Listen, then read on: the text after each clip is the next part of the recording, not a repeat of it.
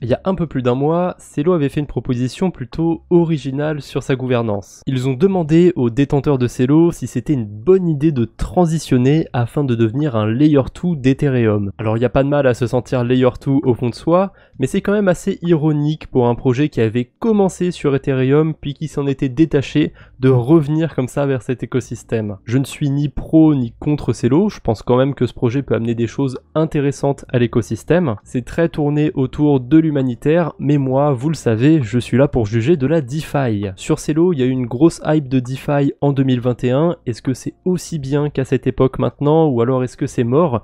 On va voir tout ça. J'ai été rechercher le tweet où il parlait de cette fameuse proposition sur la gouvernance. C'est passé à 100% quasiment. Il y avait quelques votes sur le non ou qui s'abstiennent. Voilà. A priori, les gens sont plutôt chauds pour que Celo devienne un layer 2 d'Ethereum. Bon, j'ai vraiment l'impression que c'est un petit peu de la communication, du marketing, tout ça, parce que je vois pas trop ce que ça va changer en fait sur l'écosystème Celo. Apparaître un petit peu plus intégré à l'écosystème d'Ethereum et les autres layer 2 qui orbitent autour. On verra à l'avenir si c'était un bon move ou pas de la part de Celo.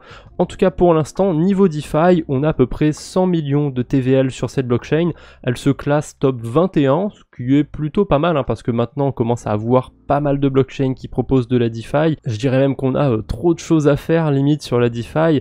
Vous le voyez sur l'évolution de la TVL, on avait vraiment une grosse hype en 2021, on était monté à plus d'1 milliard de TVL sur la blockchain Celo, et depuis, bon voilà, c'est un petit peu la catastrophe, la TVL a été divisée par 10 quand même, et si on regarde en Celo, j'ai pas vérifié, je pense pas que ça ait été divisé par 10, a priori si on regarde en token Celo, on est en constante augmentation, donc de ce côté-là, c'est plutôt une bonne nouvelle, mais ouais, en USD, quand on regarde en dollars, il y a vraiment une perte d'adoption sur cet écosystème. Si on descend, on peut voir les gros protocoles qu'il y a sur ces écosystèmes. Donc on a Mento, c'est ça qui va gérer les différents stablecoins de Celo, le CUSD, le C-Euro et il y en a d'autres encore. Il y a aussi le C-Real, c'est un super jeu de mots je trouve. Alors c'est pas voulu parce que le Real c'est justement la monnaie brésilienne, le Real brésilien.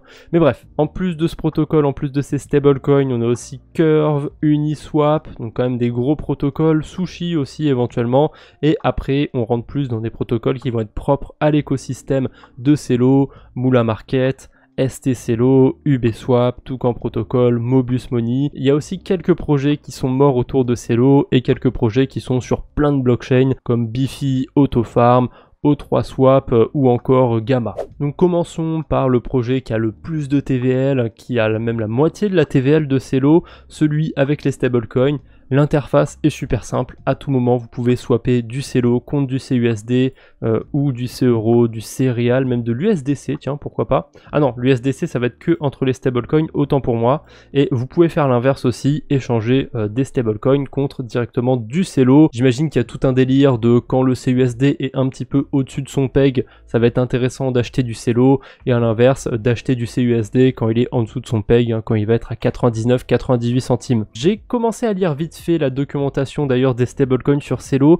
Je vous avoue que j'ai pas tout saisi pour l'instant, mais j'ai l'impression que c'est un mécanisme qui est un petit peu à mi-chemin entre l'UST de Terra Luna et le DAI de Maker. Donc le DAI c'est plutôt un bon stablecoin, il tient encore bon aujourd'hui, mais l'UST de Luna c'est pas terrible. Après ça c'est que mon avis, c'est que mon analyse sur le stablecoin, mais voilà, je suis pas trop fan de la galaxie Celo, en tout cas des stablecoins qui sont sur cet écosystème. Donc il n'y a pas grand chose à faire sur Mento, on va passer à la suite.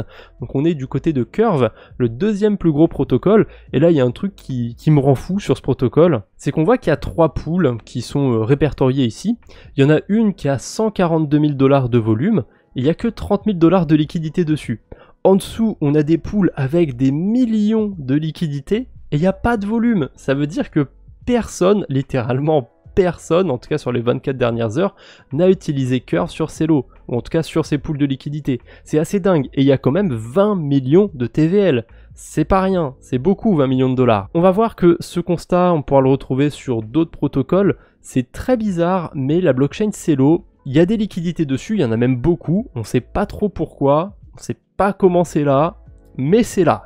Et du coup, c'est utilisable comme blockchain, mais ça a l'air un petit peu artificiel en fait. Du côté d'Uniswap, c'est la même chose. Là, je suis sur la partie info pour voir les liquidités qu'il y a sur le protocole. Alors, il y a 19 millions de TVL. D'ailleurs, le protocole s'est lancé sur Celo il n'y a pas si longtemps que ça, hein. C'était il y a à peu près 1 an. Donc, c'est pas si vieux, hein, sachant qu'Uniswap a plusieurs années. Pourquoi ils ont débarqué sur Celo, j'en ai aucune idée par contre. Mais on peut voir qu'il y a beaucoup de TVL encore une fois, hein. Enfin, pour une petite blockchain comme ça, c'est pas mal. On a 4 millions d'Ether, 3 millions de Bitcoin, pas 3 millions de Bitcoin, hein, 3 millions de dollars en Bitcoin, hein, pareil pour l'Ether, 2 millions et des poussières de Celo, encore de l'Ethereum, mais cette fois-ci bridgé par Axelar, donc au total on a quasiment 7 millions d'Ethereum, 7 millions de dollars d'Ethereum. On a encore du Celo staké, des stablecoins, bref, il y a beaucoup de liquidités sur Uniswap, mais encore une fois, quand on regarde le volume, c'est ridicule. Il y a juste sur les stablecoins évidemment et sur le Celo où on va retrouver pas mal de volume, mais ensuite sur l'Ethereum par exemple, il n'y a aucun volume, hein. 4500 $, c'est ridicule. Et du coup, est-ce qu'on peut voir les frais que rapportent les pools de liquidité? J'ai même pas l'impression.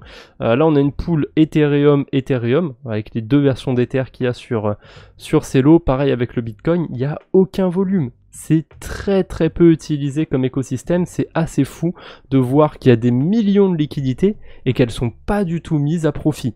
Elle pourrait très bien être mieux utilisée sur un autre écosystème. Ou alors il n'y a juste pas assez de gens qui utilisent Celo, je sais pas, ça dépend du point de vue. Ensuite on a Moolah Market, alors ça va être un petit peu le AAV du coin, on va pouvoir déposer et emprunter des cryptos. Le problème de ce protocole, hein, c'est que les rendements sont assez faibles, on a au mieux 1,2% d'intérêt sur le CUSD, alors au moins pour emprunter c'est pas excessif, mais bon, est-ce que j'ai besoin d'emprunter du Céréal, du Celo, du C-Euro ? Je suis pas sûr. D'ailleurs, il n'y a pas si longtemps, il y a eu un souci sur Moolah. On peut aussi déposer le token du protocole sur Moolah et il y avait quelqu'un qui avait réussi à exploiter une faille sur le protocole qui a pu, je sais plus comment ça se passait, je crois que c'était en manipulant le prix du MOO qui a pu emprunter plein de liquidités sur Moolah qui n'était pas censé emprunter bien sûr et il y avait eu un petit trou dans la caisse du protocole. Je crois que c'était un hack à 6 ou 7 chiffres. C'était pas mal quand même pour cet écosystème. Ensuite, on a Celo, ça va être un petit peu le Lido du coin, ça va nous permettre d'avoir un Celo staké. Ils ne se sont pas embêtés sur le nom, ils ont choisi ST Celo et sur cette crypto les intérêts sont directement composés. On peut voir qu'avec le Celo on a environ 4% d'intérêt annualisé. Si vous voulez mon avis, je trouve que le rendement est pas très élevé, sachant que sur Ethereum on peut avoir un rendement similaire. Là, je trouve que si on va sur une autre blockchain prendre un peu plus de risques entre guillemets, je m'attends à avoir un rendement plus élevé que sur Ethereum. Voilà, c'est personnel, je suis un petit peu déçu du 3,9% d'intérêt, mais au moins ça veut dire que, je suppose, l'émission, l'inflation du Celo n'est pas trop élevée, mais ça pour le coup, j'ai pas été vérifié. On a un protocole qui a mal vieilli, franchement très mal vieilli, c'est UBSwap. Avant c'était le PancakeSwap, c'était vraiment le protocole de Celo, il y avait plein de choses à faire, il y avait des pools de liquidités qui étaient super intéressantes, je me souviens d'en avoir parlé justement en 2021, fin 2021, c'était cool. Maintenant si on va dans l'onglet farm, ça charge dans le vent, j'ai pas réussi à accéder à la page, donc peut-être qu'il y a encore moyen de farmer des cryptos ici, mais j'ai pas l'impression. On a des pools de liquidités, vous voyez qu'ils annoncent une V3, donc je suppose que c'est le même modèle qu'Uniswap V3, mais on peut pas cliquer dessus, il n'y a pas de pool V3 encore, donc ça a l'air un petit peu à l'arrêt comme protocole, c'est vraiment dommage, parce que j'avais connu ça un petit peu à son prime, ça fait très longtemps que j'y suis plus, mais ça me fait toujours quelque chose de voir un protocole que j'ai utilisé commencer à disparaître comme ça. C'est triste, mais bon, c'est la vie malheureusement. Quand les protocoles ne sont plus assez rentables, ils sont plus mis à jour et finissent par prendre la poussière. Un truc qui prend pas tant la poussière que ça, parce que ça fait un moment que ça existe et c'est encore là, c'est Sushi. Alors pour le coup, ça c'est assez connu, hein, on va pas trop s'attarder dessus. Et pareil, c'est le même constat que sur les autres protocoles, il y a pas mal de liquidités sur certaines pools. Alors on va pas non plus trouver des millions, hein, mais on a par exemple 400 000 $ de liquidité sur cette pool, et regardez le rendement, les frais sont hyper faibles, il y a très peu d'utilisation, 0,05% d'intérêt annualisé. C'est pas un intérêt sur une journée ou quoi, hein, c'est vraiment annualisé. Vous voyez que sur 24 heures, la pool a généré 55 centimes de frais. C'est vraiment ridicule. C'est comme ça malheureusement du côté de la blockchain Celo, j'ai l'impression, il y a pas mal de liquidités, mais il y a personne qui les utilise. On a aussi un bridge qui ne fonctionne plus. Voilà, c'était Mobius.money. On peut juste retirer des liquidités dessus. Et du coup, d'après ce que j'ai vu sur DeFi Lama, il y a encore 400 000 $ qui seraient bloqués sur Mobius. C'est quand même pas mal.